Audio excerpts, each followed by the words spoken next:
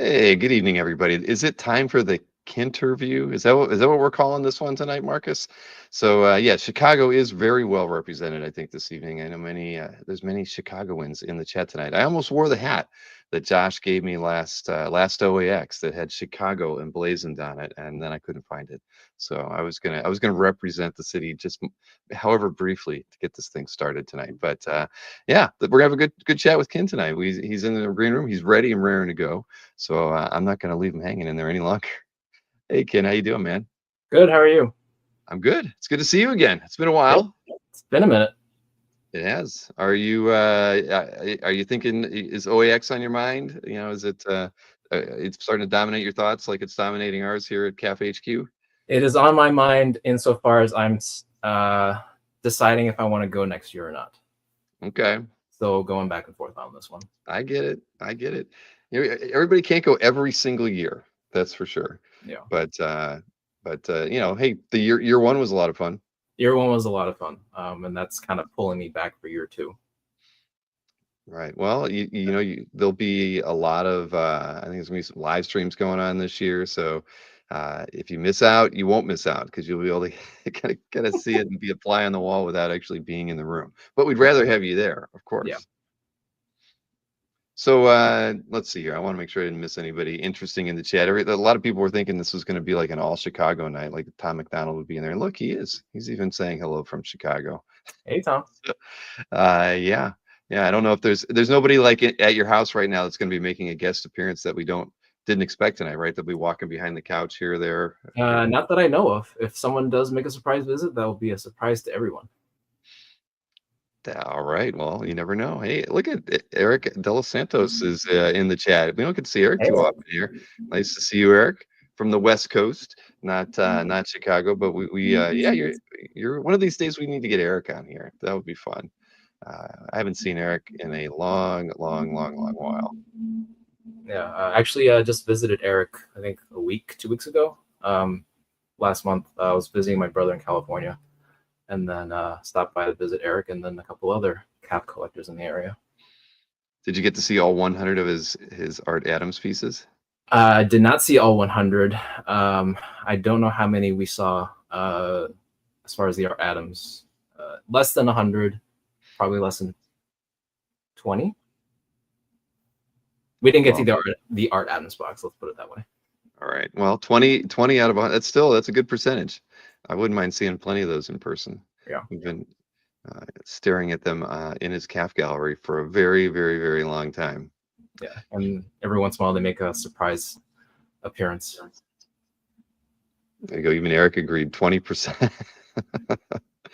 But yeah. Well, so let's get this thing rolling, man. So I don't know a lot about your collecting experience at all. Because we've never really had a chance to talk about that. I mean, we've always seen each other in passing. So tell me a little bit about how you got into this hobby that we all enjoy. So I let's see. So I started off. I think it was my last year in college. I feel like I need to start with how I got into comics a little bit. That's a good, yeah. So so in the 90s, really got into Batman. There were the movies, there was the animated series. So that was kind of like the superhero, the comic character that I was introduced to first. Had action figures, all of that. Didn't really read that many comics unless they were like promotional items that were given out. I remember there was a cassette tape that I got at one point, had a comic book in there. I remember reading that back and forth like so many times. I can't tell you who drew that, what was in there, but so I remember that. But I didn't really get into comics until the mid 90s. Like after the X-Men animated series, all of that. And so that, like the mid 90s X-Men, that was kind of what got me into comics. Fell out of it for a little bit. And then my last year in college, I got back into comics just because this is a interesting story that I don't think many people know. So my last year in college, I did a research paper for my in economics. And what I did was I ran some auctions, and for whatever reason, I just remembered that comics are something that are valuable. So I decided to run a bunch of auctions testing this theory using comic books. So I had to go to the comic store, eBay, buy a bunch of comics, and then I listed them online. And then just that experience of going back into the comic store, trying to see like what's on the stands again, that kind of pulled me back in. So I started reading again, and there was one artist we'll get to tonight who kind of caught my eye. And one day I was just browsing on the internet, as one does, and found that he was selling his artwork online. So I was kind of going through that. Didn't buy anything back then because the pages were cheap by today's standards, but they were a lot of money for someone who was in college. So at least at that point, I knew that there was a whole original art world out there. But I didn't pick up my first piece until 2006. So that was after I graduated from college. So this is mid-90s when you're doing your economics paper on comic selling. And the comic selling was 2005-ish. Oh, is that okay? Got it. Yeah. So I'm starting to date myself a little bit, but yeah. Yeah, you are. Here, I was thinking you're a little older. You're not. No. Yeah, so 2005, right. 2004, that was when I was doing my research, and then 2006 was when I got my first piece. Oh, 2006. Okay. So when did you join CAF? I wasn't looking at your gallery since you sent me all those perfect scans. 2007 was when I joined. So it was right after that. Okay. Yeah. I remember looking at CAF when I was starting to get into buying artwork. I just didn't sign up for an account at that point because I didn't think I needed to. I see that, and I see the first piece of art that we're going to be talking about was added in the same month that you created your CAF account. Yeah. Things are starting to fit together now. Yeah. So yeah, Josh thinks this is like an AA meeting. Yes, it is. We all go through it. There's stages of denial and how we avoided buying our first piece of comic art, and then then once we're hooked, there's no getting out of it. And those that do, I'm sure, regret it. So it's best to stay addicted once you become addicted. Yeah, once you get in, it's hard to get out. Mm-hmm. But so just kind of backtracking, you had mentioned that you saw that artist was selling their artwork. Was it on eBay that they were selling their art, or did they have their own website? And it was from their art dealer. So it was Moth Comics, who's not around anymore. Oh yeah, Moth Comics. That's right. You're right. Gosh, I can't remember his name now. But yeah, he used to work with Pratt. He used to work with a few other people, I think. I'm not. But yeah, knew him well. He advertised on CAF, so very nice guy. Yeah.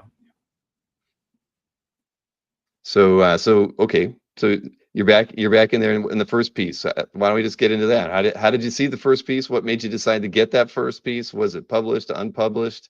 So first piece was on eBay. It was it's a published piece. It was an X-Men cover by Joe Madureira. That was one of my favorite artists growing up. Still is. And I don't even remember how I found it. I was just browsing one day on eBay.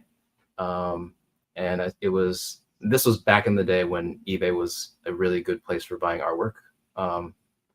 And it was sitting there. I think I had like a buy it now price. I made an offer, and then we were kind of like emailing back and forth on the pricing. And up until that point, this was an unfathomable amount of money for me to spend on something. This was like thousands of dollars, and up until that point, I don't think I spent more than $500 on anything. So I was hemming and hawing for like a whole weekend. And I remember that this coincided with Wizard World Chicago that summer. And there was coincidentally also an art auction that weekend at the show. So there was a little bit of history for those who don't know. So there was an issue of Superman Batman. I want to say it's number 26 that Jeff Loeb wrote and his son Sam. And they had a bunch of different artists who did different pages throughout the entire issue. And then they were selling off pages from that comic to raise money for the scholarship fund for his son. And so that I went to that auction. I was thinking about maybe bidding on something, didn't get anything. And then I saw what those prices went for. I was like, they kind of made me feel better. The cover might have been worth whatever it was priced at. Yeah.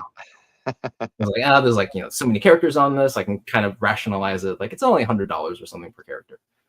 So that was my way of justifying this, giant. Well, most people don't start off with a cover, let alone a cover from Uncanny X-Men. Yeah, most people don't. I kind of jumped in on the deep end and then found my way. Mm-hmm. Yeah. Interesting.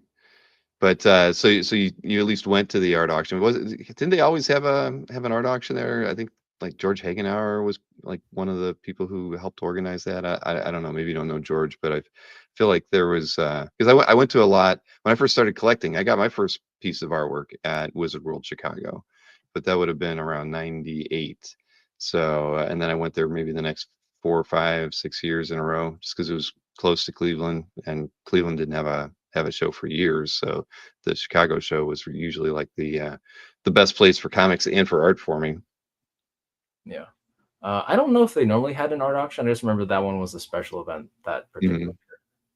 I do remember I think David Mandel was helping run the auction, if I remember correctly.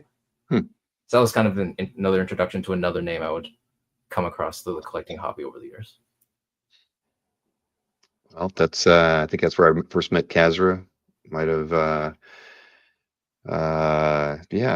no, that was a good time. Chicago was fun back at that time. I haven't been back to Chicago, I think, and gosh, it's been a long time. I won't say it's 20 years, but it's been a very very long time. Yeah, I remember you came out for Wizard World for 1 year. Yeah, there was like one year I came out, and then but yeah, certainly not often enough. I only went to Club Lago once. I know you guys did that get together with Tom and Kazra and Sherry and Josh and several. Well, who else was there? Wasn't Chris Kalaki was there? That looked like that was a fun time. We did do a little live stream from that. Yeah. Yeah, those are fun. Yeah. Do you guys, since there's so many art collectors in the area, do you guys do any meetups with any regularity of any kind, or is it just more? Not on that scale. I think it's more like smaller get-togethers. Like I'll see Josh and Sherry frequently. I'll run into Tom once in a while. Hi, James. And then, actually, Tom helped organize a little meetup in Baltimore in the fall. So that's right. I remember seeing your photograph that at the Baltimore Comic-Con. Yeah, that's true. So that was a good time, right? It looked like you guys another restaurant setting, and everybody seemed very happy. Yeah. Oh, is Sherry a good bowler? Is that why she's suggesting that you guys should go bowling? We have not done bowling yet, but always up for it. Okay. I used to bowl. I enjoy that. So yeah, I liked it a lot growing up. I just haven't done it as much as an adult. Yep, she says they haven't gone yet. It will happen then. Yeah. So I think we should look at this first piece of art, since we sort of already hinted at it and talked about it. And Marcus is like, "Do you still have it?" Because most people don't have the first piece of art they ever picked up, but you do. You have managed to hold on to it. So why don't we go ahead and take a look at what that is, and why? What was the significance of this particular cover that made you pull the trigger to be your first piece of original art? So this is the cover to Uncanny X-Men 335. I loved Joe Madureira's art style growing up. It's that manga anime sort of aesthetic, and so I really like the like how he draws all the characters. This one in particular, I had to dive into my memory banks a little bit to remember how it had an imprint on me growing up. But I just remember when I saw it on eBay, there weren't a lot of Joe Mad covers on eBay at the time, so this one just happened to be there. And this happened, this has not the whole team, but it's a big team shot. So that was where there was some of that justification going on, like, this many dollars per character. It's like, all right, this seems doable. Yeah, so looking back, this was an image that had subconsciously wormed its way into my brain. So as a cover image, this was one that I liked on the comic. And then back in high school, I took I'm not going to call it computer programming because it was Visual Basic, but it was a class in Visual Basic, and we had to make a program at some point. And I was making a program that would catalog all of my comics, and I picked this particular cover as the background image for like my homepage for that program. So this was always an image that I liked growing up. I just kind of forgot about it for about 8 or 10 years until it popped back up. Yeah, so when I saw this, it was like, oh, this is a really cool image. And I'd never really thought up until that point I could actually own a piece of art that was used to create a comic. And then when I got this in hand, it was like, well, it was, as many of us know, it's the start of an addiction, where you start seeing all the detail and everything that goes into these pieces of art, and then you're always trying to get more. So true. Now, is this something you hang on the wall or keep in a portfolio? It's on the wall. So there, I would say about like 10 to 15 different pieces that I have up on the wall. Those are usually my favorite pieces from the collection. And this one has a spot, I was kind of pointing at it earlier, but it's right above my head on the couch. So I'm going to try to move the laptop so it's right there. So you get to look at it every single day. Yep. Well, very wise to hold on to. That's a very valuable piece of art right there. I'm sure it's much more than it was when you picked it up originally. Yeah, Well, I try not to think about how much it's worth. But yeah. Yeah, no, that's a classic. There's so many current collectors that's their sweet spot, right? Who are X-Men fans and fans of Joe Mad, and obviously, with him leaving, drawing comics, but by and large, I mean, it just makes his stuff harder and harder to get. I mean, everybody would, trips over themselves just trying to get a decent interior page when they come up, which isn't often, and then you have like one of his most recognized covers ever. So. Congratulations on that. Yeah, I feel like I really lucked out for my first piece of art, and it's sort of, I'm not gonna say it's been downhill ever since, but it's a really. Yeah, well, it's hard to top that when you get a grail right at the beginning. Yeah, I mean, and that was where I was like, oh, yeah, go ahead. Yeah, I was just gonna say, so getting that, I was like, all right, this can be the one thing that I own that's original. I got something by Joe Madureira, and like I feel good with this, and then of course more comes up, and then you pick up more and more. Mm-hmm. Yeah. Well, James would love it if you walked around with your laptop, but we're not going to ask you to do that tonight. Sorry, James. Probably won't do that. I can show the back wall a little bit because I think 3 of these 4 will show up at some point. Well, like Alberto said, a great first piece. Now, the pieces, as you have them hung on the wall, I mean, have they been up there a long time, or was this more recent kind of they've been up decorative? I forget how many years they've been. So I moved apart. Well, they've been in this particular apartment as long as I've been in this apartment. I want to say I got them framed like 2010. So it's been a while. Perfect. Alberto's giving James a hard time. From two guys who can't stop themselves from posting great pieces of art onto Comic Card Fans every single week. Then what did Brian? He said, my first piece was a Batman page where the most recognizable character is Batman's foot. I don't know about that, Brian. Is it a foot thing, huh? It's an important foot. It is. It definitely is. You can't tell that boot from probably like, a Superman's boot when it's drawn in black and white, but yeah. Anyway, let's see. So again, great first piece. Hard to top that.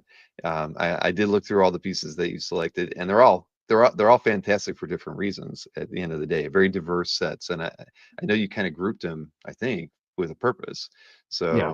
We might as well look at the second piece that you selected.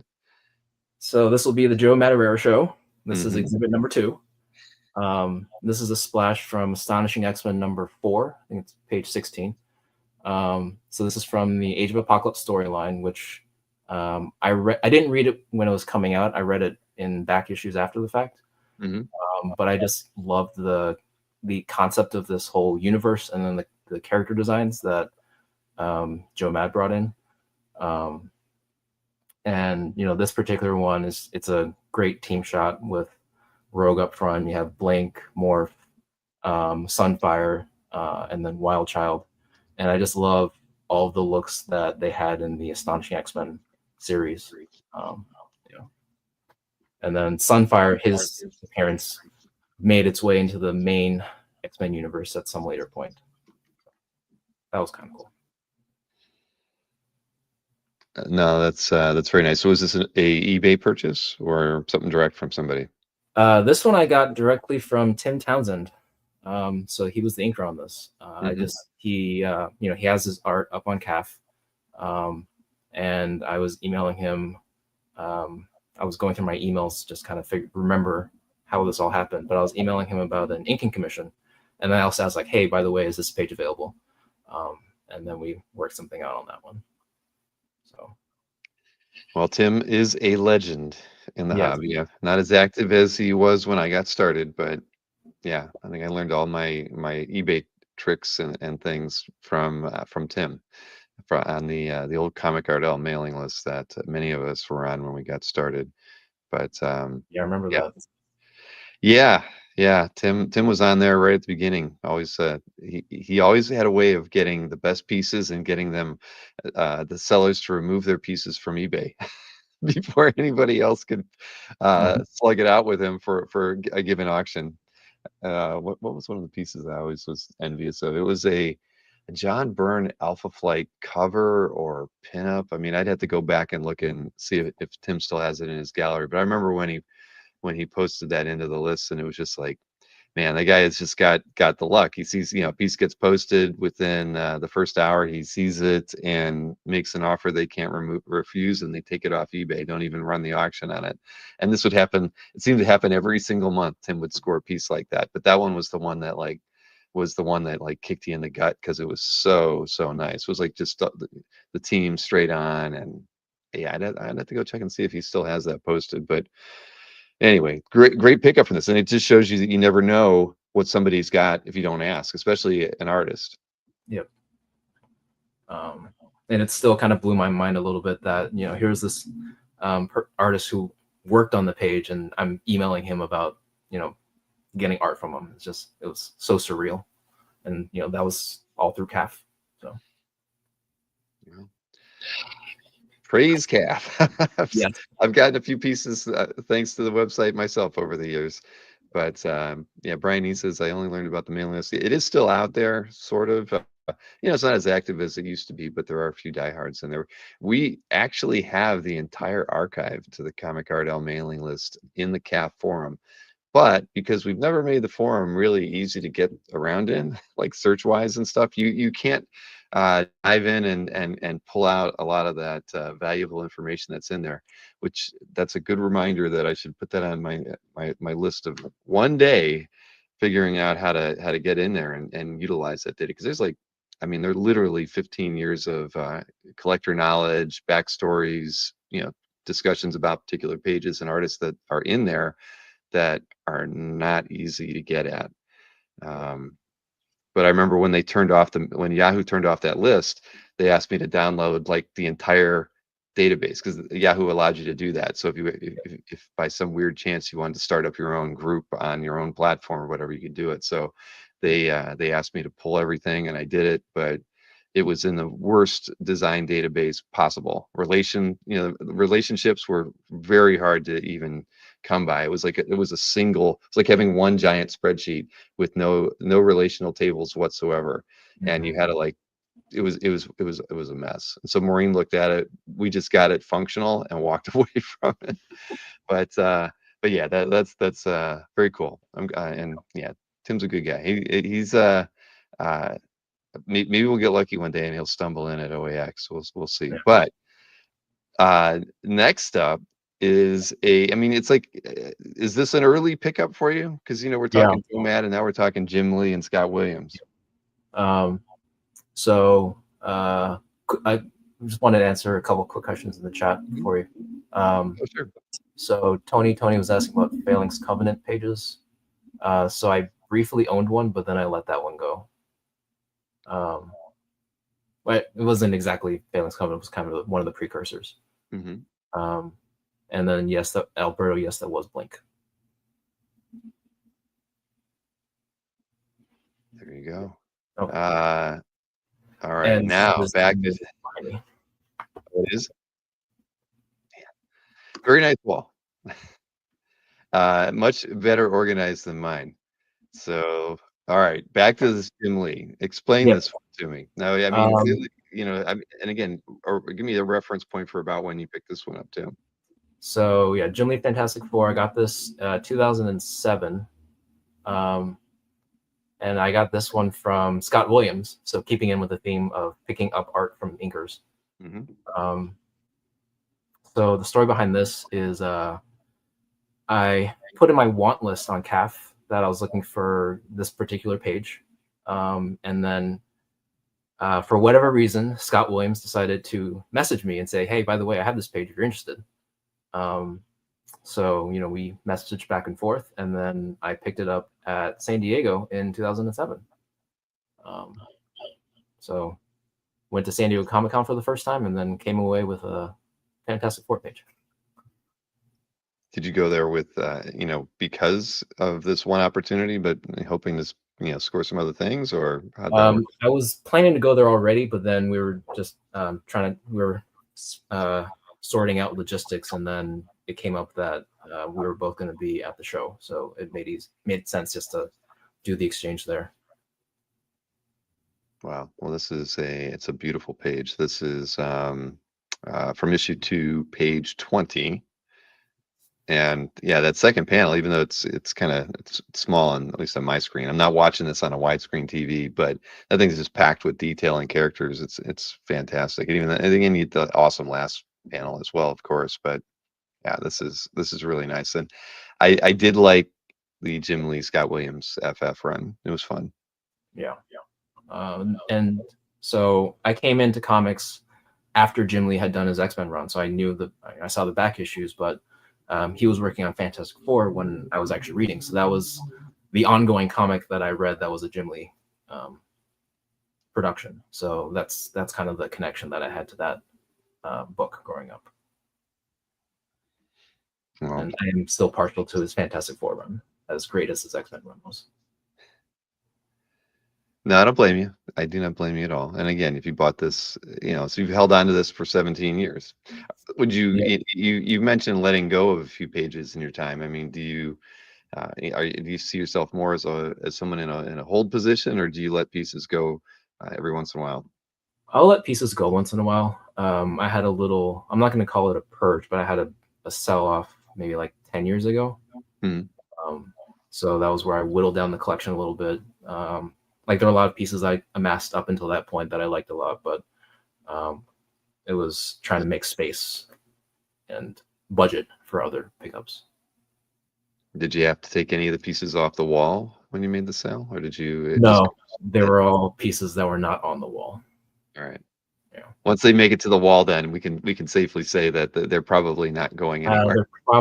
Actually, I take that back. There was one piece that was on the wall I did have to sell. And so that was a Mark Silvestri cover that I had at one point. Okay. It was from the later run. It wasn't his early X-Men run. Okay. All right. I was gonna say if you're gonna tell me it's an uncanny cover now, or it was not an uncanny cover. It was to the X-Men Deadly Genesis miniseries that came out in like the early mid 2000s. Yeah. No. Those were nice. Yeah, they were. Really nice. Yeah. That's I'm sure it was a great cover. Yeah. They were packed with detail. Yeah, the inking on those was amazing. Mm-hmm. Definitely. Yeah. And the Jim Lee is right here. So you keep them close. Got to keep them close. There we go. Yeah, I that's about saw Josh mentioned earlier that, you're a good collecting friend to have because you guys don't have the same direct interests, but you both appreciate each other's collections. So yeah. Yeah. it's We that's both like always a good thing.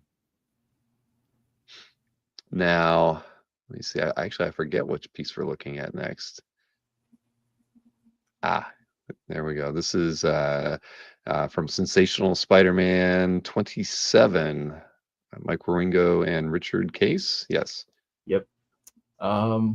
So when I was growing up reading comics, I basically read X-Men books, and then I started reading Fantastic Four for a little stretch when Jim Lee did his run, and I went back to some of the back issues in the 90s. I picked up, I believe, only 2 Spider-Man books throughout the entire 90s, and they were the Sensational Spider-Man 27 and 28. And it was because of the covers that Mike Wieringo had drawn. So these were in these issues, Spider-Man had basically taken on another identity called the Hornet, where he was based in this like armored suit, and he had these wings looking like a hornet, and he kind of flew around. And I just love that suit design. So those are the only issues of Spider-Man I had. That was my introduction, even though I didn't know it, to Mike Wieringo's art.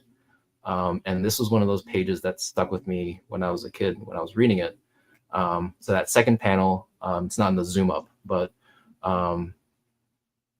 where the reporter's asking like where he's from, and he says, "I'm from Charlotte." It's just like a little joke about the Charlotte Hornets basketball team, and that just stuck with me for 20 odd years. So yeah, this was another piece of my early comic reading days. Well, very nice. Ringo is always, his work was so clean, so stylized, and but very, very recognizable. As there were, he was one of the people when I first started collecting who I never picked up anything by, but I always loved his work because it was just so fluid, so graceful. His style is just, I'm looking at this piece, and I never read this, but it's just a beautiful page. Yeah. I love the reflections in the mask and everything. I mean, it's just, yeah, it's gorgeous. Yeah, and the inking on this, like the suit just looks and feels so shiny. Yeah. Now, this next piece, some of us may have seen this one. Um, so tell us about this one because I think when a lot of us saw it, our jaws had to be picked up off the table because it's just such a great concept, and I know that so at least in this regard, you and Josh have an appreciation for this artist.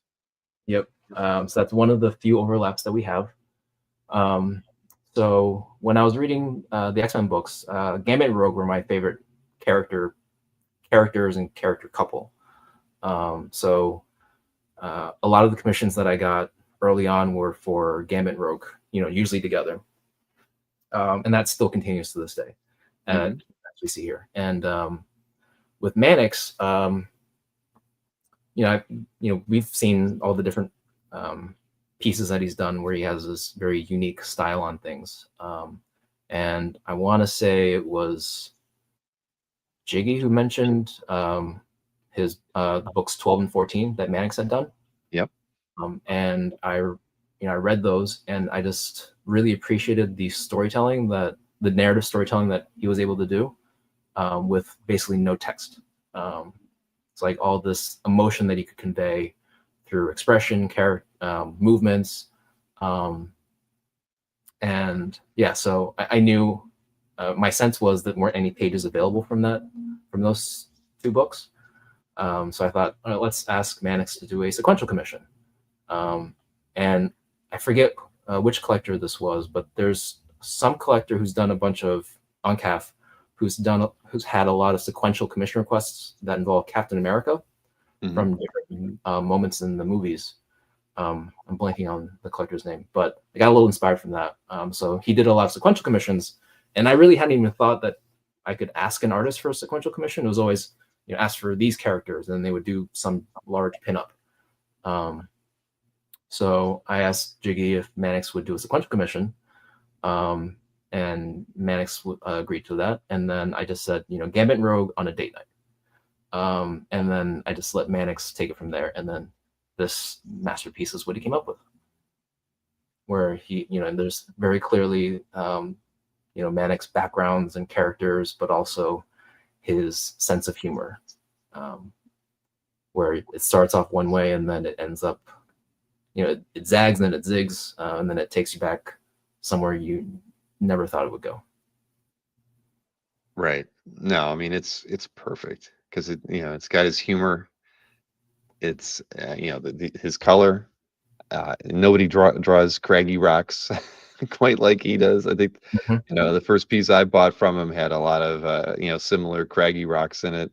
I mean, there's just a style to his work that is it's just something to really enjoy. And the even when he's just doing little spot illustrations, the use of how he frames the piece, the border around each of these panels. I mean, the fact that they're very amorphous and not clearly defined, just it makes it enjoyable. And so seeing it as a sequential piece is, I mean, that's just amazing.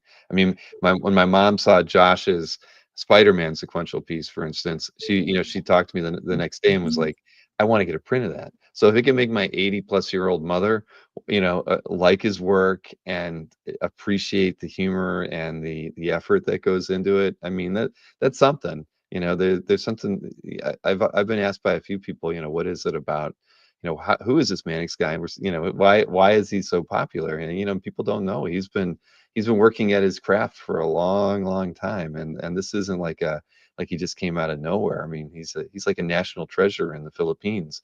If a guy has his own beer commercial, who of us here in the chat tonight can say they have their own beer commercial? Not one of us. So that tells you how beloved he is and how long his tenure is in comics. I mean, he could probably arguably be one of the most well-known indie comic creators in all of the Philippines. But yeah, I love this piece. The moment I saw it, I was so jealous as an X-Men fan, myself, and a Sentinel fan.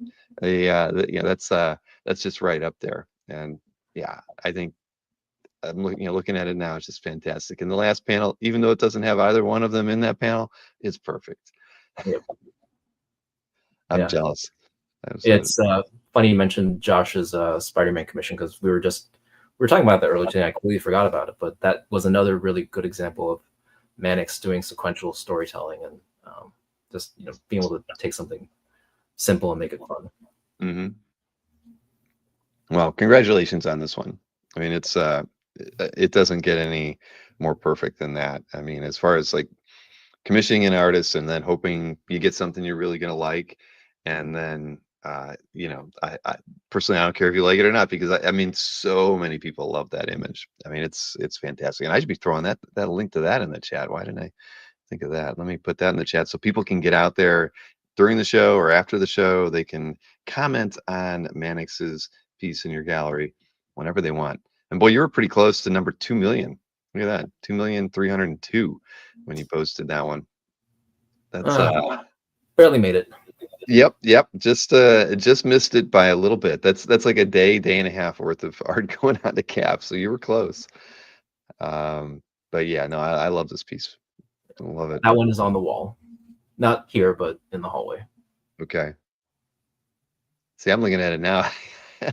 I'm off of CAF. Yeah, it's fantastic. So everybody should go over there and just wish it was theirs. Perfectly spaced, and yes, it was. All right. Next up, you were mentioning commissions, and you've gotten a few. Yep. So this seems like a rare commission to have gotten. How'd this work out? Yep.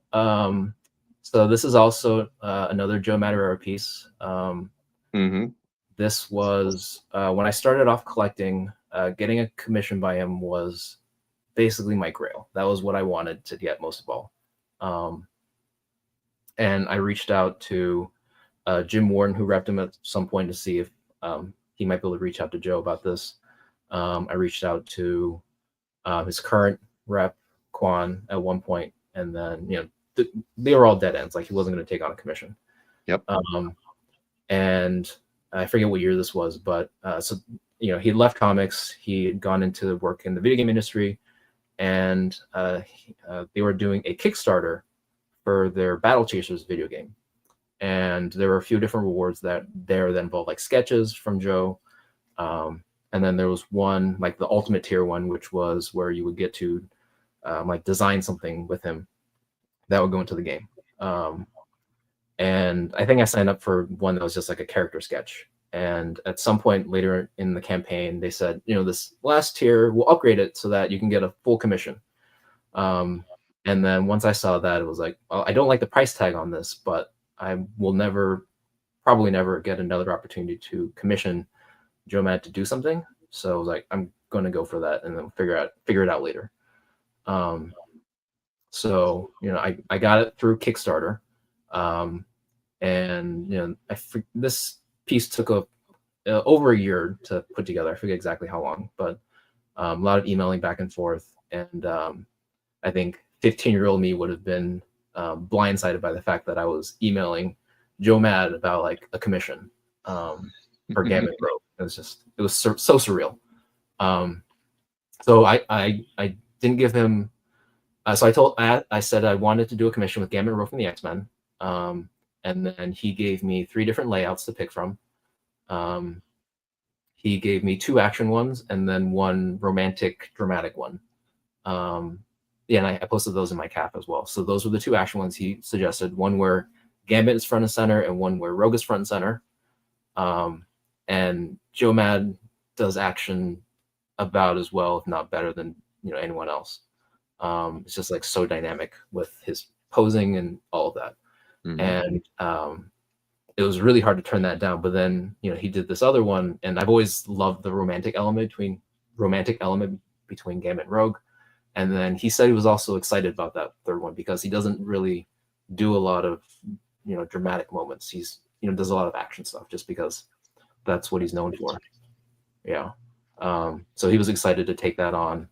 And then the only direction I gave him at the end was, so he had drawn all the characters, and I asked, could you put in some snow?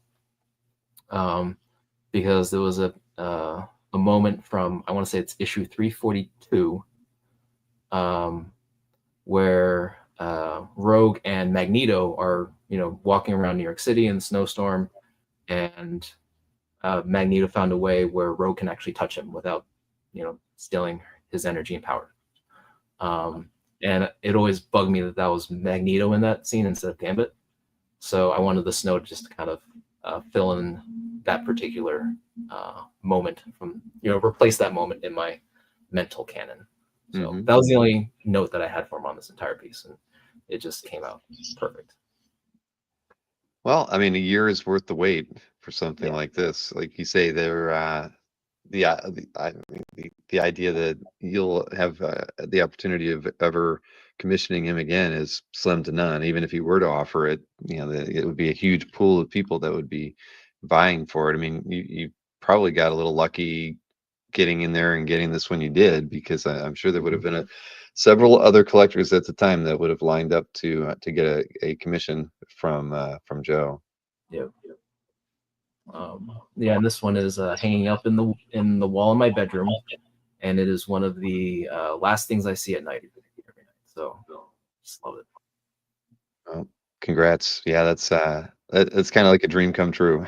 Yeah. I mean, he is elusive since he's changed career focuses and everything, and more power to him. I mean, he's like you said, he's great at drawing action, and so to be working in the video game industry, I mean, I'm sure that's probably exactly where he wants to be.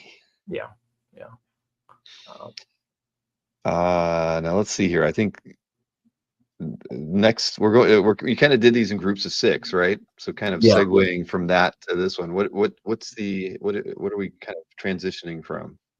So the first 6 were really representing the what I read in comics when I first started reading. So it's X-Men, a little bit of Fantastic Four, those 2 Spider-Man issues by Mike Wieringo, and then Gambit and Rogue were really key characters in my within my X-Men universe. So this next group of 6 represent my interest in comics when I got back in 2005. So that was when I started expanding beyond just those 3 particular titles. So reading a lot more independent books, books outside of the the Marvel DC superhero. Actually, I don't think I read a lot of DC the first time around. Yeah, just getting outside of that X-Men universe, really. Right. Being a little bit more narrative driven, a little more storytelling, I think, in the stories. I get that from when I was making the slides for this, that kind of falls in line with what I was thinking, for the group. But we should just dive into a couple of these, then we can talk about each, and maybe even, talk about a few artists that maybe aren't represented here, but probably are of interest. So this is from, what do we got? This is from FF 500, if I 500, yep. recall correctly. Yep. So this is by Michael Ringo. And yeah, so I kind of alluded to this before, but he was the artist that got me back into comics the second time around. Just seeing his work on Fantastic Four, he had a very fun style to it. But he was really able to convey the fun that the family has, but also the different amazing things that they see as adventurers and explorers. This particular image was one of those that stuck in my brain when I was reading those issues. This, I think 500 I picked up as a back issue. But it's just, you got Fantastic Four facing off against Doctor Doom. He's wearing his magical leather armor, so you can't quite make it out because this is just the pencils, and it was inked on a separate board. Yeah, but this is, I love this shot of the team, and yeah, I'm kind of running out of words on this one.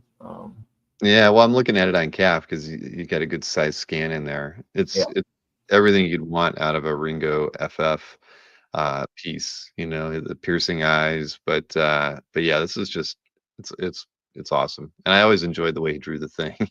Yeah. Kind of had a small head, but you know what? It just worked for his style, and yeah, people should head over to CAF when they have a chance just to look at the full size scan of it. But no, it's beautiful. Really is nice. Huh. No, and I think, well, let me see here. What is you don't have enough comments on this one. That's what I would say. You only have 6 comments on it. So yeah, people should go over there and throw a few comments on this. It was added to CAF when? In 2013. So it's been on the site for over 11 years. Something's not right there. Yeah. I think it's one of those just kind of snuck in. I feel like, at least at the time, I don't know if Ringo's Fantastic Four had as much popularity behind it. It's that, maybe that's true, but the imagery that was being popularized, by Wizard to promote it, and Marvel, those, a lot of that whole first Marvel family stuff, imagery was there. He drew it really well. I felt. I can still think of some of the images that they were using as promotional pieces during that run, and yeah, they were great. They made you really appreciate Mike in a different way, I think. But FF is, I think it's a hard book to draw. Just not just because of the characters and the machinery and all of that. It's it's like the X-Men. There's a lot of talking head scenes, comparative to other, it was different than drawing the Hulk or something. So it's a challenging book in that regard. And Mike did a great job on it. And it really was one of the best FF runs ever. I saw even Stingray was mentioning that in there, right? Yeah, no, I think a lot of people would regard it that way too. All right, so next up, Michael Turner and Joe Weems, who will be at OAX, by the way. Joe's going to be there. But I don't know, man. This is when I first got back into comics. I was like, these were the Turner books. Were the ones that were just everybody was clamoring after, and Michael was just so so sought after and popular, and deservedly so. because you know, his style, while maybe, you know, you could say he might have a few Silvestri tendencies, there's certainly nothing wrong with that, because boy, you know, he made it his own. It just stood out for being so beautiful. But you know, what drew you to this particular piece? Um, so let's see. I was, I mean, I didn't see this image growing up. This was something that I saw, you know, my second time, or once I got back into reading comics again. So where I started seeing a lot more Turner art. And I just remember the colored version of this, I think, is much more, it's very striking, just because there's like a sunset in the background. There's this like gold brown, you know, hue to everything, and just it feels so warm and inviting, and just like this really cool movie poster, basically. You know, the art itself, it's a really good image of two of the three characters that Michael Turner was really well known for drawing. So you have, you know, Witchblade, and then you have Lara Croft. So Sarah Witchblade, and then Lara Croft from Tomb Raider. So the only one missing is Aspen. And yeah, so just I love that, you know, it's kind of pin-uppy, but you know, he drew both of these characters like they're doing something. There's a little story going on inside them. Yeah, so it's just this really cool, you know, pose and image. Mm-hmm. I appreciate how you know, on CAF, how you've got your permanent collection all in caps. Yeah, I borrowed that from someone, I don't know who, but once I saw it, it's like, that's a really good thing to do. Well, it should dissuade people from reaching out. That's the thing, without Yeah. you know, without question. I mean, that's you know, that's way better than an NFS, or you know, don't ask, you know, kind of a thing. Yeah, that's it's, you can't miss it. But this one is, you know, it's been on the site for 3 years. Got about 1,600 views, so not too bad, and more comments than likes, which is always good to see, especially, you know, where that's at. Um, and yeah, you know, Turner's stuff is very, very nice. It's so detailed, and I mean, he helped sell a lot of books for Image. I mean, just yeah. And you know, Weems, I always think, you know, Weems had it so good, man. He worked with so many great artists, at least, you know, people that I really appreciated. I'm sure this is like the one thing, when I get to see him, I want to ask him that. Do you realize how fortunate you were to get to work with so many great, talented people? And yeah, I'm gonna spring that on him when I Yeah. see him, just to see what he says. Yeah, and then yeah, Turner's art was so different, with not so different, but like it looked different with different inkers, and I love you know, Joe Weems inks on it. It's just super detailed. Yeah, yeah, Michael Turner passing away was that was a shock for me, because I remember going to conventions, and I always saw he had this huge line, because he was a superstar, deservedly so. I was like, you know, I'll wait in line another time. And then, you know, there was no other time. Like I just, yeah. So I never got to meet him. But the closest interaction I ever had was, so there was a stretch where he was doing covers for Marvel, for all these variant covers, like Civil War, all these other one shots, miniseries. And then, so I did reach out to Frank Mastermaro, who was doing all the art sales for Mike. So I got one of the covers there, and you know, they made a color print of the cover that I got, and then, you know, he signed that to me. So I no longer own the cover, but I still have that print, and I'm not letting that one go.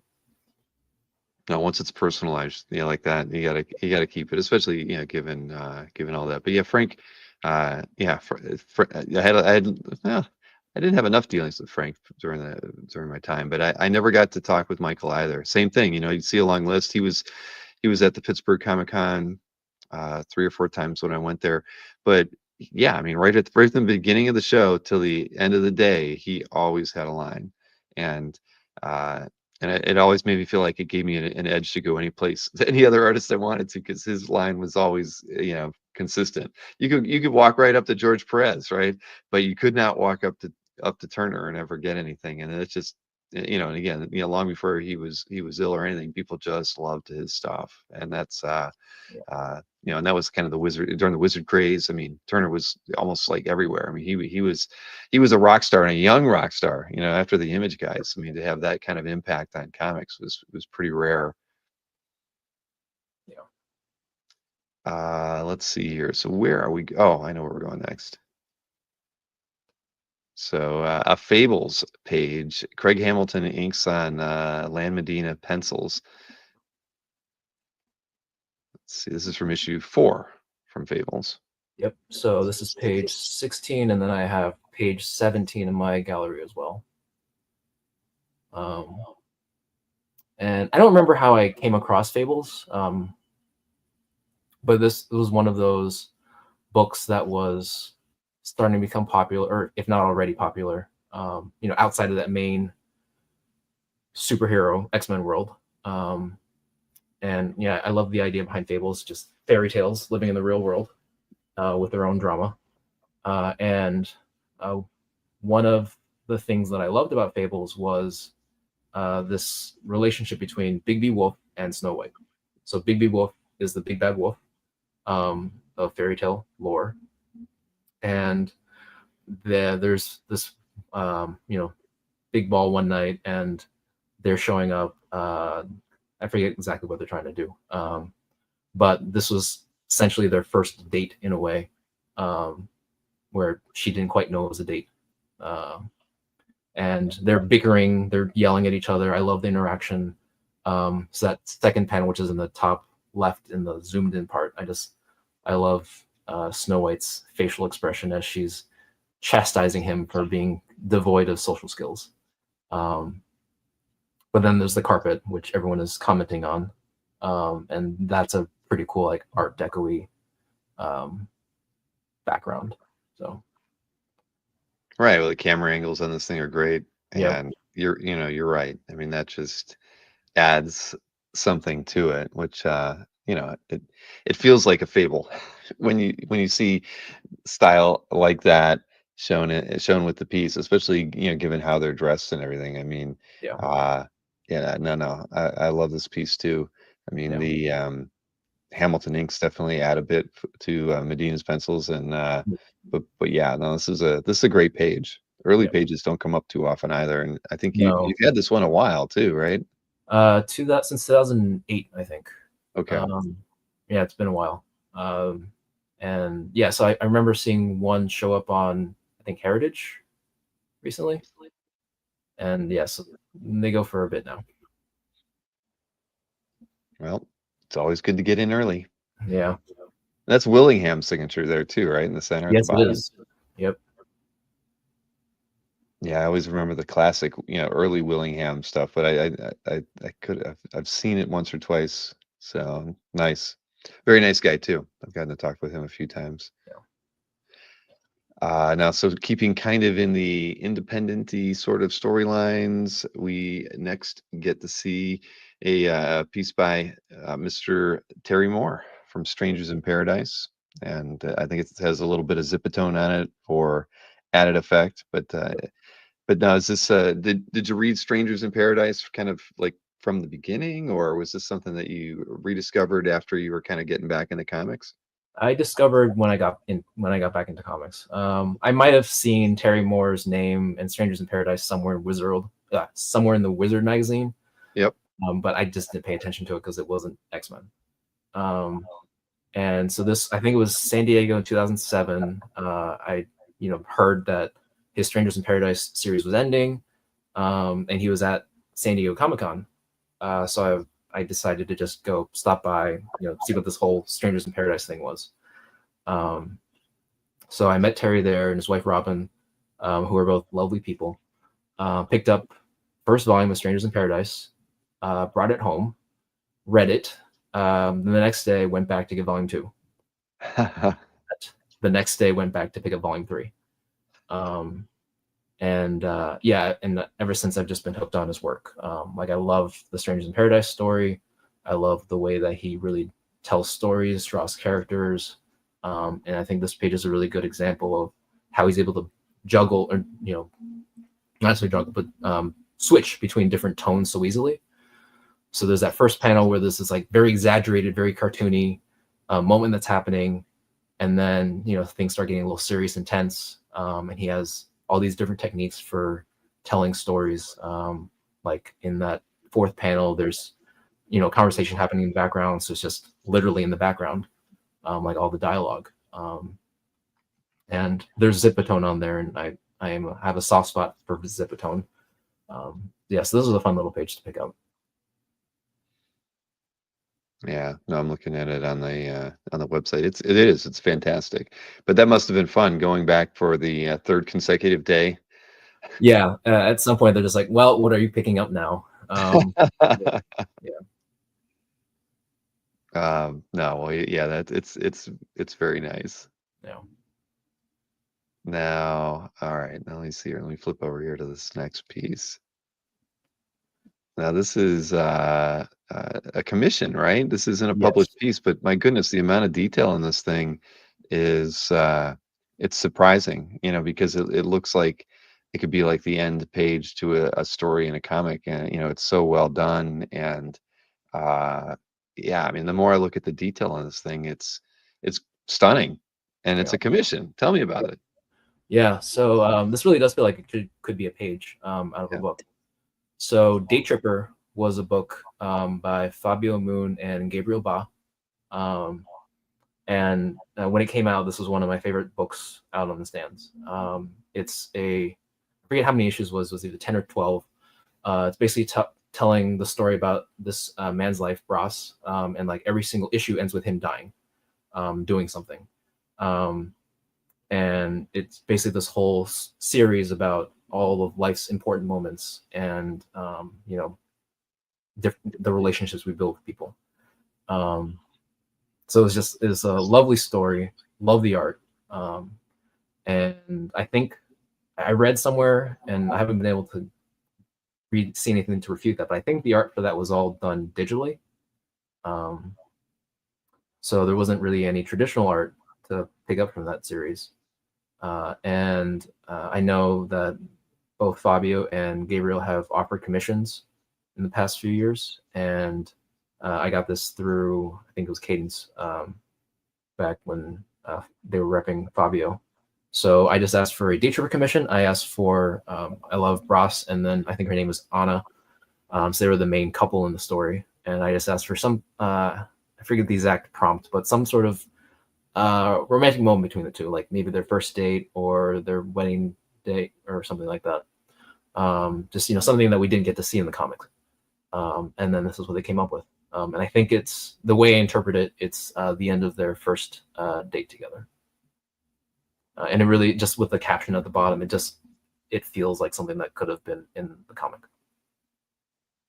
Yeah, it's just the level of detail is just not something that you'd expect in a commission piece like this. The amount of background, yeah, I love it, and I've always enjoyed Moon's style, but this is great, right down to the Merce, right? I mean, it's wonderful.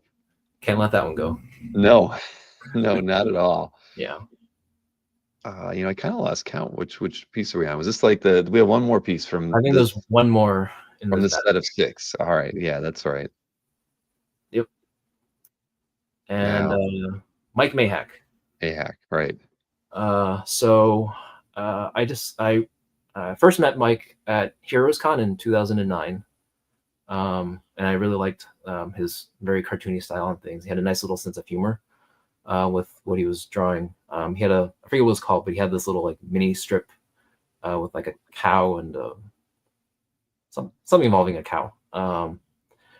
Yeah, so then I he caught my eye from that, and then over the years he would do these little one-page comics that featured Batgirl and Supergirl in various hilarious situations, where Kara is kind of the zany one, and Batgirl, Barbara's trying to keep her a little more level-headed. So I just love that dynamic that they always had. And then maybe I think 2020 was the first time he started doing these Super Bat-tober pieces. I don't think it was called that in 2020, but he would basically, it's like Inktober, where like every single day he would do a piece based on a word prompt, but he did it with the Supergirl and Batgirl characters. And then, you know, one year, I think 2021, I think was when he switched over to doing some watercolors. Mm-hmm. And then this one I picked up from 2022. And I just love this little moment between the two of them. One of the running gags from the strips from like the one-page comics that they had was Supergirl was always changing her costume. Like all the time, she would just, you know, in the middle of a fight, she would go switch to another costume. And I felt like it was kind of a gag about like how often she changed outfits in the comics. Not as similar, but just like from what I saw, that kind of aligned with what I remember about the Supergirl comics. Mm-hmm. So here we have, you know, Batgirl in her Burnside outfit, and then Supergirl, Zakara, she has her super outfit designed to match it. So it's the same purple, it has the same cape attachments. The bell looks similar. And then the kind of cool thing was that, you know, her S emblem, she made it look like a bat. So it was really trying to match Batgirl there. And then we have Streaky the cat in a little bat costume as well. Just the cherry on the ice, cherry on the sundae. No, it's very, very, very fun. Let's see here, and this is it's great. I really, when I was looking at it before the show, putting the slide together, it made me smile. I know if my daughters would have seen it, they would have been like, how can I buy that? 'Cause it is so well done, a lot of humor in it. And this is great. Now this ends a cycle. That ends another set of 6. Yeah. We have only one more set of 6 to go. So how would we introduce the next set of 6? So so the next set of 6 are really the best way to just summarize it are artists within within the last 5 years, I feel have really caught my eye as far as narrative storytelling or like technical, like rendering ability. So being able to like tell stories with panels or just how they draw certain characters. So it was kind of tough to bridge the gap from like, you know, 2010 up through today. And that's what ended up making the cut for the last 6. So what for you, you know, defines an artist that, you know, is kind of, I wouldn't say on the edge, but, you know, is doing work that stands out in an era of comics where so many creators are, you know, kind of defining their own brands with really, you know, with standout artwork and standout storylines. You know, what for you kind of defines that that artist that, you know, that makes you want to pick up a piece of artwork from them? Yeah. From a sequential perspective, it's so we'll see some of them today. Just being able to just having like very inventive panel layouts, and really being able to tell a story effectively without relying on word balloons. So that's kind of how that falls under, you know, that the storytelling piece. And then stylistically, I feel like everyone has their own different take on what they like. I tend to lean more towards the cartoony elements, but there are some stylized artists that I do like, which will show up in the last batch. All right. Well, let's see what piece you've picked first here. This is Riley, right? Riley Rossmo. Rossmo. Yep. So this is from Harley Quinn issue 4. This is the only complete issue that I own, and I picked this up mainly because I just love the panel layouts that Riley Rossmo does. I was going back and forth on which page to pick from the issue. There's one double page spread in my CAF Gallery that is this very trippy theme, and that I feel like was one of the coolest uses of a double page spread that I'd seen before. But I ended up picking this one just because I love the zany humor that's going on here with Harley. So she's stuck in an elevator. It's going up different floors, and then one thing that happened before this page was she hit all the elevator buttons. Like every single floor, it's stopping, the doors are opening.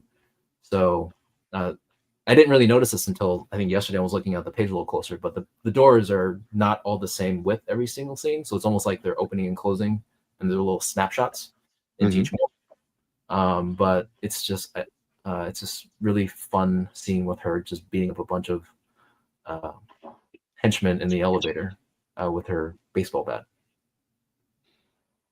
And like you mentioned earlier, the stylized characters a bit that you can see that here. So that is very appealing for your sensibilities, right? In the way he's handling anatomy and facial expressions and whatnot.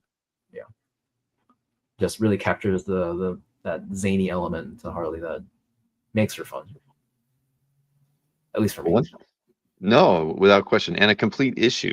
Now that's so you was that something you made up your mind? You were going to go and just go for it, see if you could swing it, make it happen. I mean, how did that come about? So I was flipping through the issue, and there've been art drops. So Felix reps them, and I've seen the pages go really quickly, and I was, as I was reading this issue, I was thinking this would be a fun page to own. This would be a great page to own.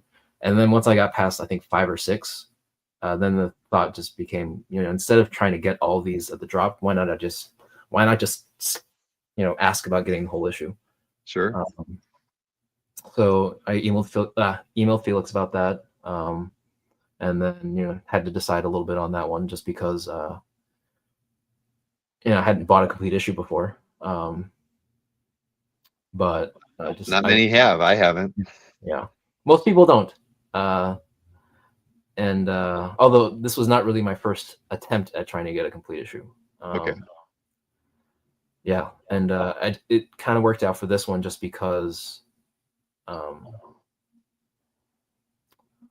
in this particular issue, it was broken up into little chapters. So instead of like switching between different characters and their different little storylines, it was all one little bit. So there's one little segment with Harley at the front, and then one of the side characters, and then switched over to Harley in this little action piece. So it was a little easier, just kind of follow the momentum and action. Sure. Yeah. Good night, Eric. Hi, Eric. You got to head it out.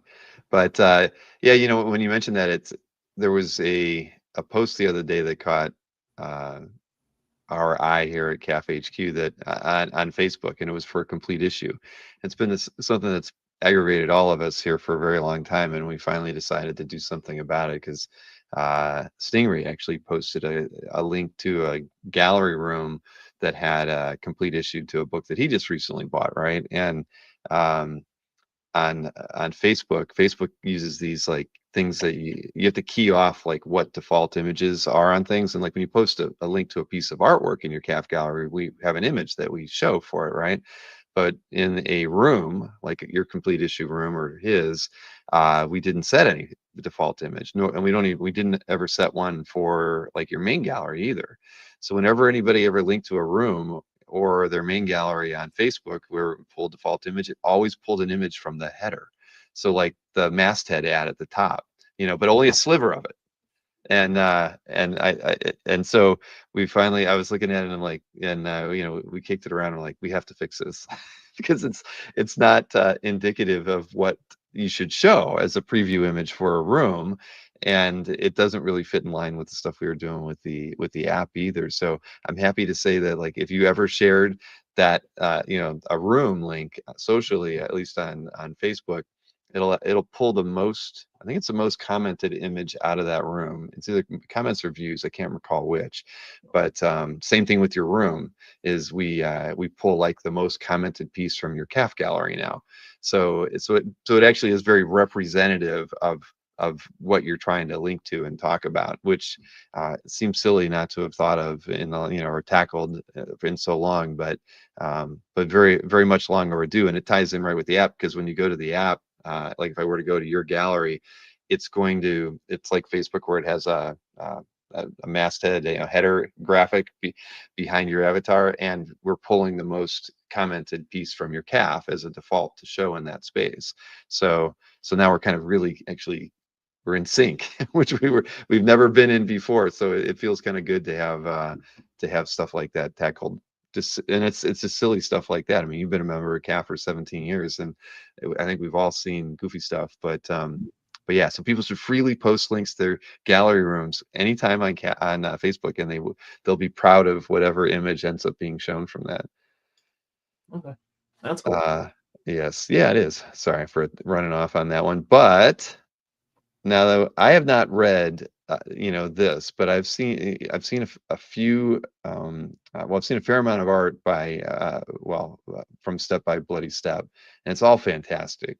And I think this page is brilliant. I love the layout.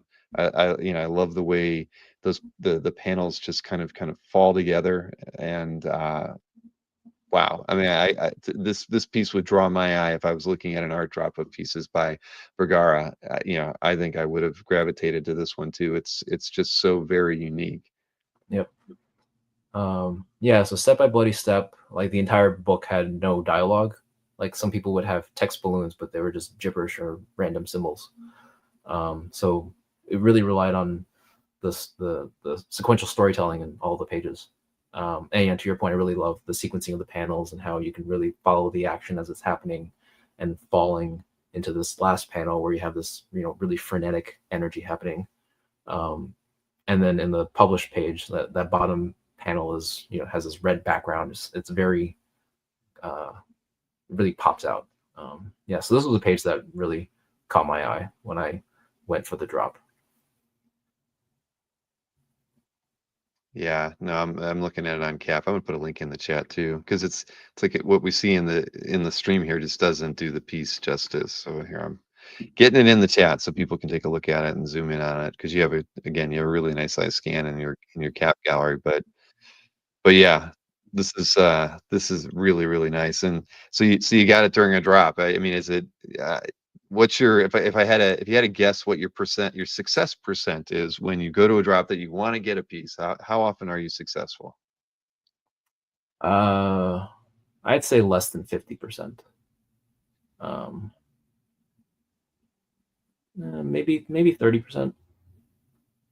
There have definitely been some misses, but I would say that the ones that I really really want, that's maybe like 60-70%. There have been a few where it's like it'd be nice to have that, but if I miss out, it's not the end of the world.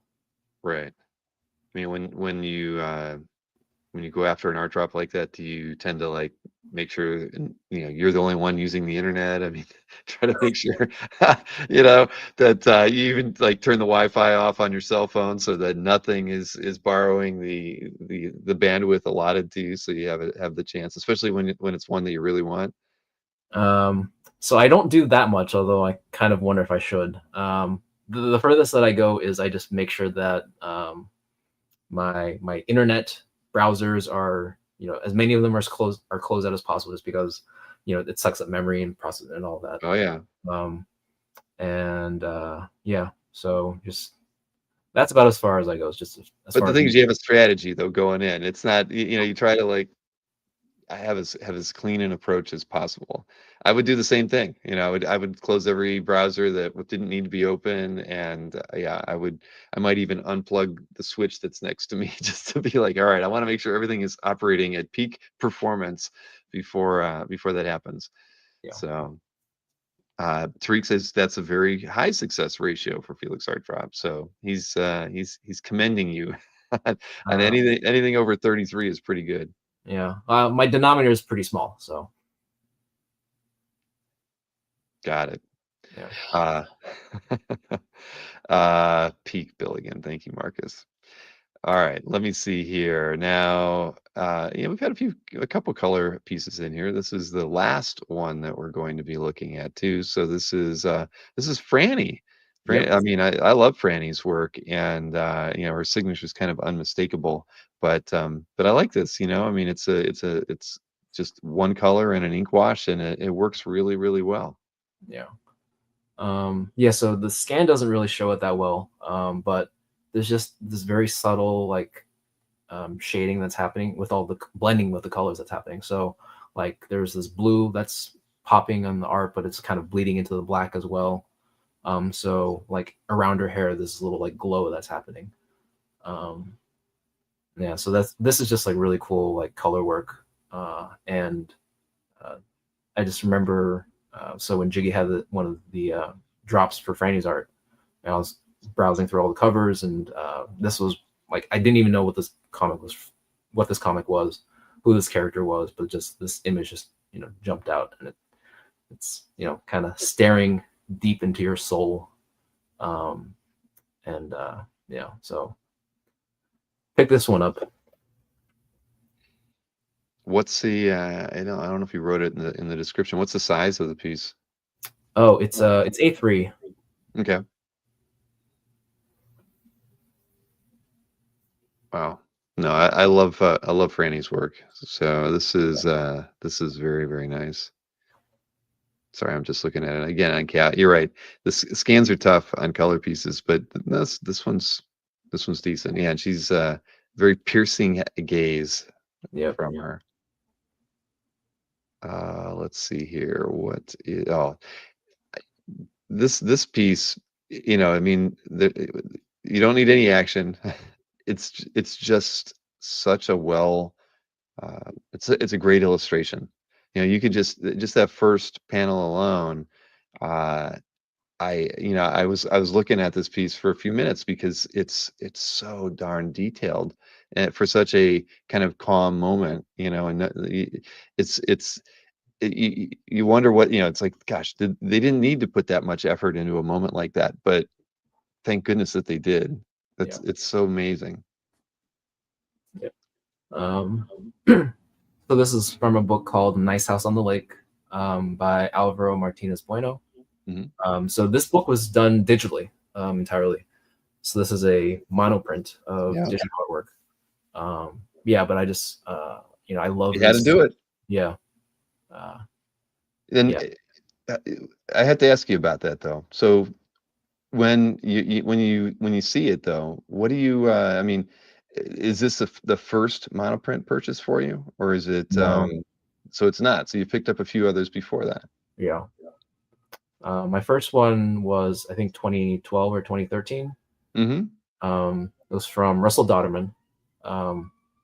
So he'd been doing this series, and he was doing covers digitally. And there's this very weird feeling, and I apologize if you hear a siren in the background, but it is Chicago. So it was really weird picking up a piece of art that wasn't hand drawn on that board. Right. It was just basically a really nice print. And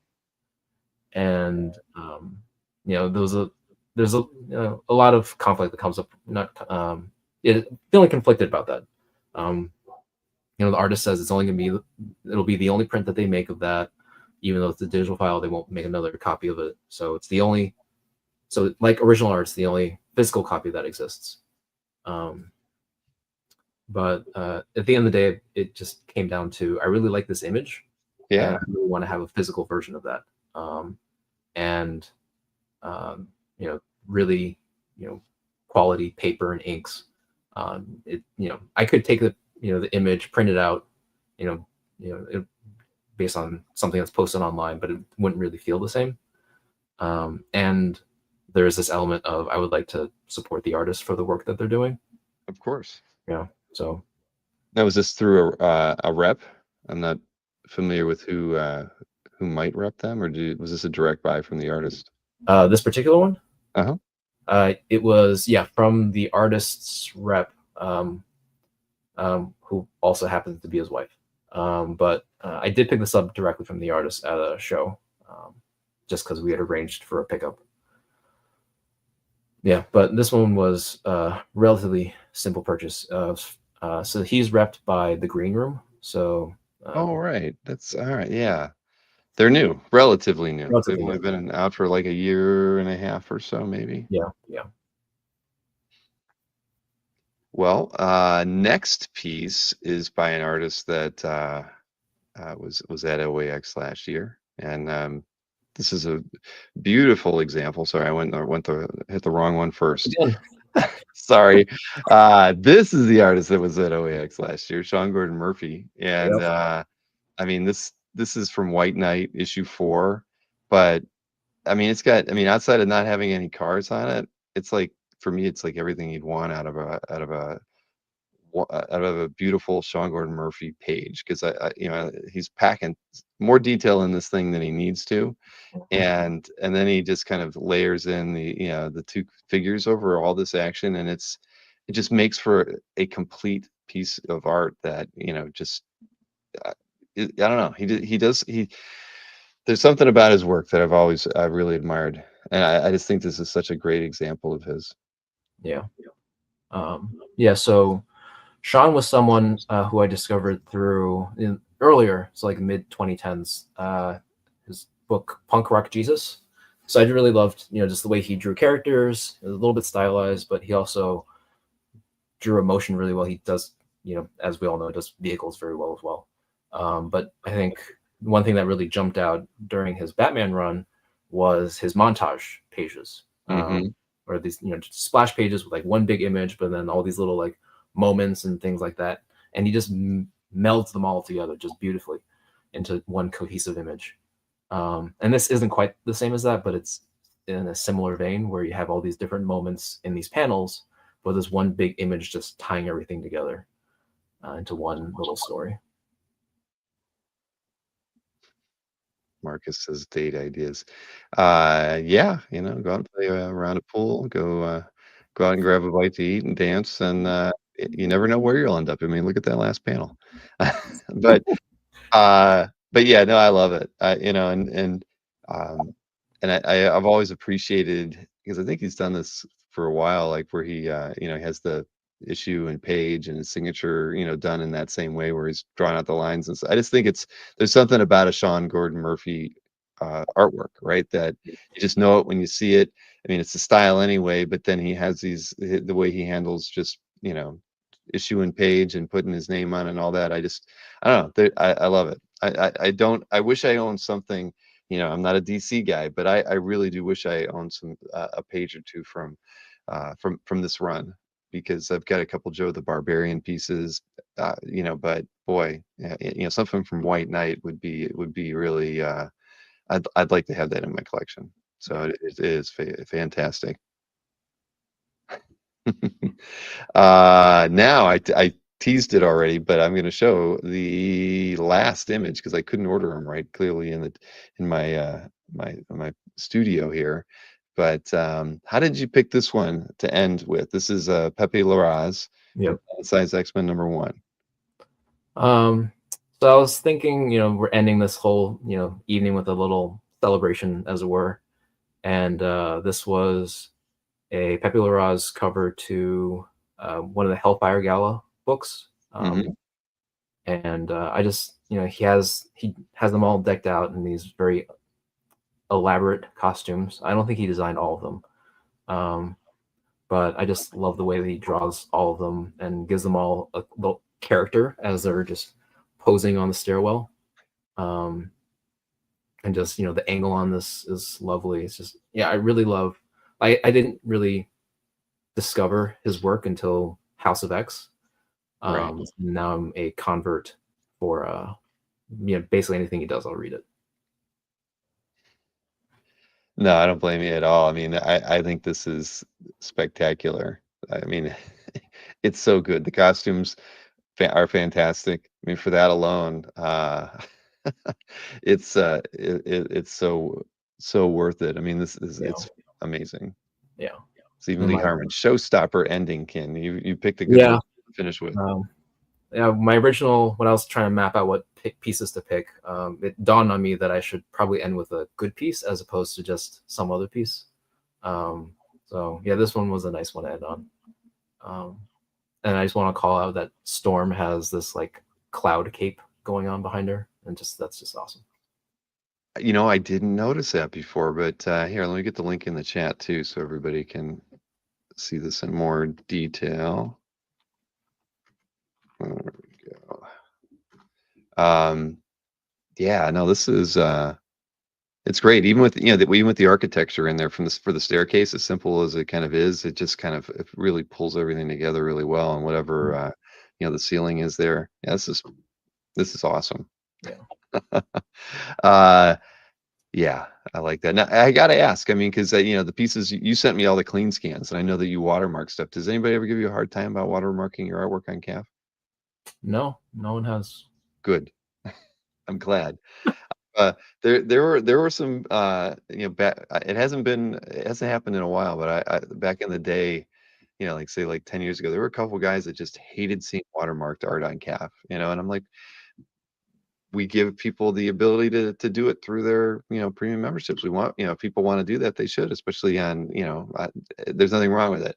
But I was always concerned that like sometimes the few collectors that do watermark got hate mail or something. But so you've been doing it for a while and you've never gotten anybody to complain, so that makes me feel I haven't watermarked all my pieces though, so I may start getting a little okay. pushback. Well, you never know. Okay, maybe I spoke too soon. Let's hope that doesn't happen. Yeah.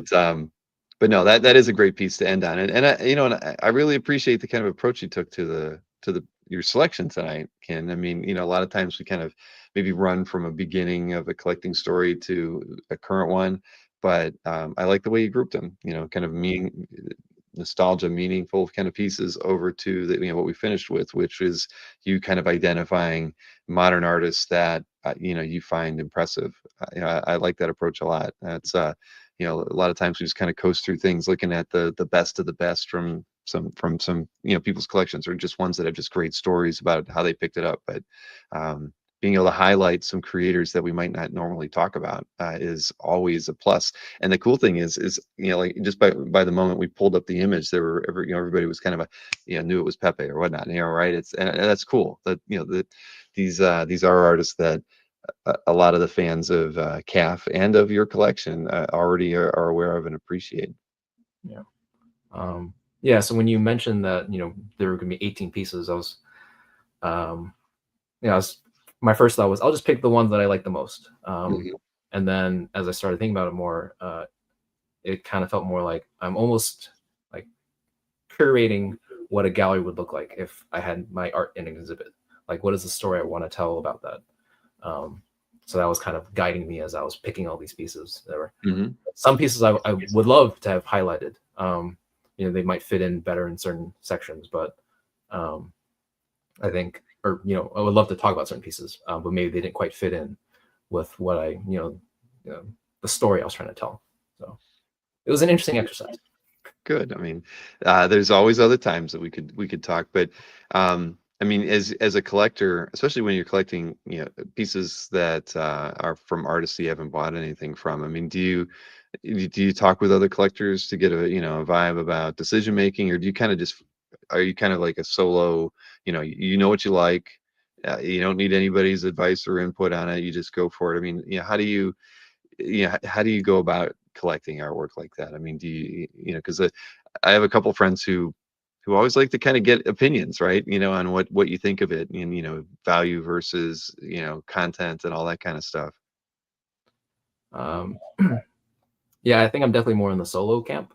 Mm-hmm. So if there's something that I like, I'll spend a lot of time researching on it, looking up certain things to see if I want to go ahead with it.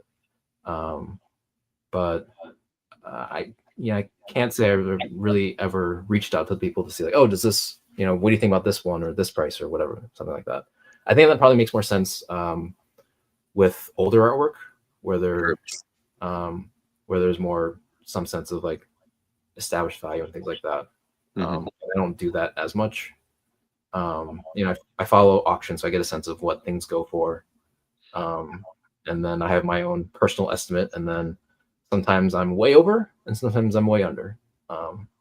And that's fine.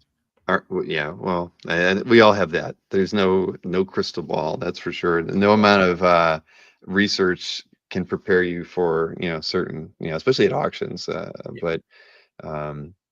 But I imagine well, anyway, I just want to say I really appreciated the approach to that. I think it was just fun. It was nice. It was refreshing. It's almost like sometimes maybe I should give the person I'm going to do an interview with a little bit of a challenge. If I preview their collection and throw a few of those things out there, because it is always fun to see how one. I don't think there isn't a collector that I've talked with that hasn't felt that it's challenging to pick 18 pieces, right? But this was a thoughtful approach, so I appreciate it. Yeah. So, well, I do hope you make it to OAX, and if not, there's always 2026. Yep. And you know that we'll definitely we're already talking about it. So it's kind of hard to avoid. And just before the show started, I was realizing that it's like we're almost at that 6-week mark. It's that close where boy, that kind of there's still work to be done. But but whether you make it or you can't, I appreciate the fact that you're there originally. That was always there were so many unknowns going into the first show, and it definitely was was a pleasant surprise by how much fun everybody had going to that thing. So if you don't make it this year, there's always next year. I know Josh will tell you all about it, so will Sherry. Yep. I'll hear all about it afterwards if I don't go. Mm-hmm. All right, man. Well, listen, I thank you for doing this. And I would recommend everybody who hasn't checked out Kin's CAF gallery ever, or if in a while, you should definitely, if you're a premium member, you should be following his gallery so you can stay on top of anything that he adds. That's always a plus. And I posted enough links during the conversation to the artwork, so anybody who hasn't left a comment or a thumbs up on any of his artwork should do that this evening, and make it a point of taking care of that. I'll definitely I'll leave a comment or two tonight, because I've left a couple side tabs open, maybe on a couple pieces that we didn't get to talk about tonight. Yeah. So, but again, appreciate it, Ken. And again, I can't thank you enough for doing this, and it's good seeing you. And don't be a stranger. We'll have to do something again in the future. Yeah. Thanks, Bill, for the opportunity, and I'm glad we could do this finally. Not a problem. And everybody in the chat, have a wonderful evening. We'll see you again tomorrow. Doing what are we doing? Fish Benz and Anthony Snyder will be doing an amateur dueling dealer match kind of thing. So have a good evening. All right. Good night, everyone.